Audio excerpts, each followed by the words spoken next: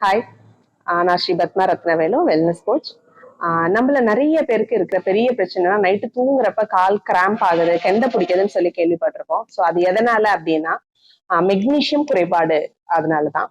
So இந்த magnesium குறைபாடுக்கு ரெண்டு reasons இருக்கு. ஒன்னு பாத்தீங்கன்னா மெக்னீஷியம் ரிச் ஃபுட் நம்ம உணவுல இல்லாதது. ரெண்டாவது மெக்னீஷியம் ஃபுட்ல இருந்தாலுமே நம்ம பாடி அப்சர்வ் பண்றதுக்கு தேவையான வாட்டர் கண்டென்ட் இல்லாததுதான்.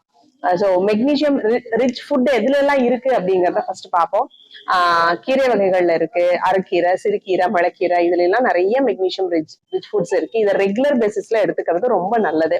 ரெண்டாவது பயிர் வகைகள் பாத்தீங்க அப்படின்னா துவரம்பருப்பு, ராஜ்மா, பச்சைப்பயிறு, இந்த மாதிரி எல்லா பருப்பு வகையிலுமே மெக்னீஷியம் இருக்கு. ஸோ இதையும் நம்ம கரெக்டா எடுத்துட்டு வரலாம்.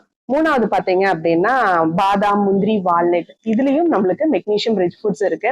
பட் இதை மட்டும் நம்ம போர்ஷன் கண்ட்ரோலோட எடுக்கணும். டெய்லியும் எடுக்கிற மாதிரி இருந்தா ஒரு கைப்பிடி அளவு மட்டும்தான் இந்த உணவை நம்ம எடுத்துக்கணும். ஸோ வாட்டர் கண்டென்ட் அப்படின்னு பாத்தீங்கன்னா டெய்லி பேசிஸ்ல நம்ம என்ன வெயிட் இருக்கிறோமோ அதுக்கு கால்குலேட் பண்ணி ஒரு 20 கிலோ இருக்கும் அப்படின்னா 1 லிட்டர், ஒரு 60 கிலோ இருக்குன்னா 3 லிட்டர், இந்த பேசிஸ்ல வாட்டர் கால்குலேட் பண்ணி நம்ம எடுத்துட்டு வந்தோம்னா பாடி டீஹைட்ரேட் ஆகாது. ஸோ அதனாலயும் நம்ம உணவுகள்ல இருக்கிற மெக்னீஷியம் நம்ம பாடி அப்சர்வ் பண்ணும்.